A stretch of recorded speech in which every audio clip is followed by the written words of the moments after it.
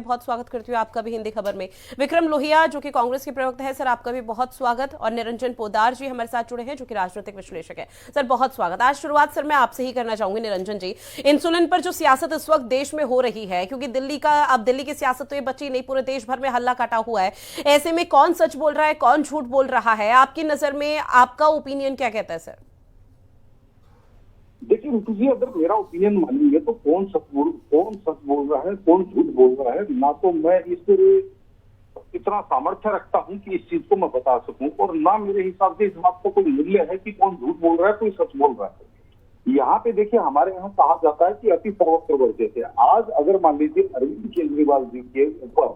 या उनके प्राणों से संबंधित या उनके शारीरिक संबंधित कोई भी व्याधि है या किसी भी प्रकार की कोई चीज हो रही है, तो मेरा ये मानना है कि जब वो बेशक ड्रामा कर रहे हों या वो बेशक झूठ बोल रहे हों, लेकिन इस मामले में चांस नहीं लिया जा सकता। और मैं बार बार हर एक डिबेट के अंदर यही बात बोल रहा हूं कि सरकारी एजेंसियों को, सरकार को, एलजी को, इनको तमाम लोगों को ये चीज समझनी चाहिए कि अगर मान लीजिए अरविंद केजरीवाल जी झूठ भी बोल रहे हैं, तो भी इस मामले के अंदर आप किसी भी प्रकार का कोई भी चांस ना लीजिए। ये बहुत संवेदनशील करता है, क्योंकि अगर मान लीजिए 1% भी हम ये मान के चलें कि अगर वो बात सच निकली आई और अगर किसी व्याधि ने उनको शारीरिक नुकसान पहुंचाया, तो उसका जवाबदार कौन होगा? उसके बाद में आप जनता से कैसा पीछा छुड़ाएंगे? और रही बात जिस तरीके से शुगर लेवल बढ़ने की, ये आम खा रहे हैं, ये खिचड़ी खा रहे हैं, या ये मिठाई खा रहे हैं, या ये इंसुलिन ले रहे थे या नहीं ले रहे थे, मेरे हिसाब से ये जो स्तर जो चल रहा है अभी, चाहे वो ईडी की तरफ से चल रहा है, चाहे वो आम आदमी पार्टी की तरफ से चल रहा है, चाहे जेल प्रशासन की तरफ से चल रहा है, चाहे वो एलजी की तरफ से चल रहा है, मेरे हिसाब से इसका ये बहुत निचला स्तर है। और इससे यकीन मानिए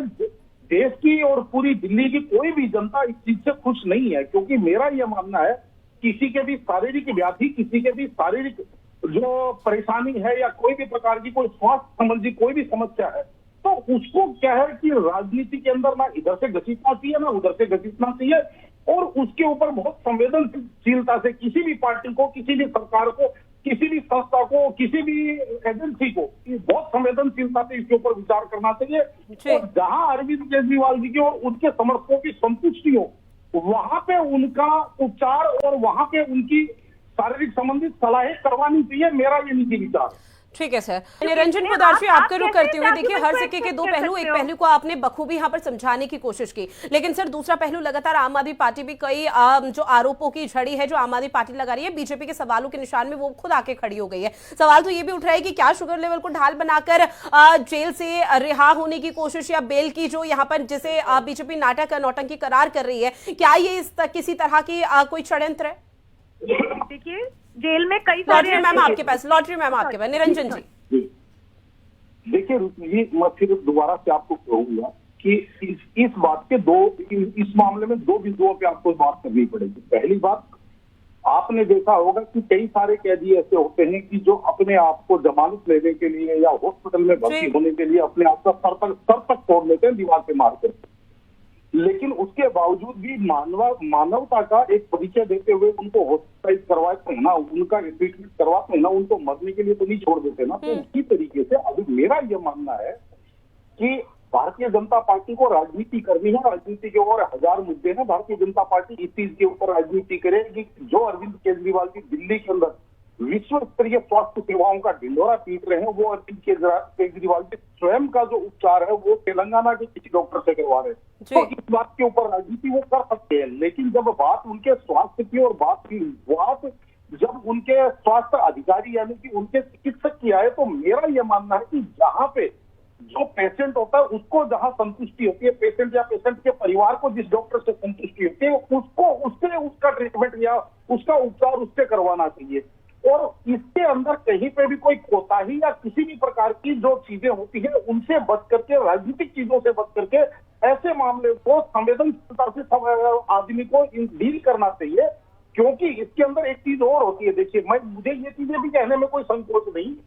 कि जैसे खाने पीने की बात नहीं होती है, जो जितना मेरा अनुभव है रितु जी, कि जो शुगर लेवल होता है वो आदमी के मानसिक प्रेशर से भी शुगर लेवल बढ़ जाता है। कि आप सब कुछ सही खा रहे हैं, लेकिन अगर आपको किसी प्रकार की कोई टेंशन हो गई है, किसी प्रकार का कोई गंभीर दिमाग के ऊपर आपके ऊपर प्रेशर आ गया है तो उससे भी आपका शुगर लेवल बूस्ट कर जाता है या डाउन कर जाता है। तो आज अरविंद केजरीवाल जी जिस तरीके से गिरफ्तार हुए हैं, जिस तरीके से आज इनको अस्तित्व का संकट समझ में आ रहा है, मेरे को ये चीज भी दिखाई दे रही है कि जब हम लोग इतना विचार कर सकते हैं तो जो स्वयं इस चीज को भुगत रहा है उनको तो ये पता होगा कि हमारा अस्तित्व का संकट चल रहा है।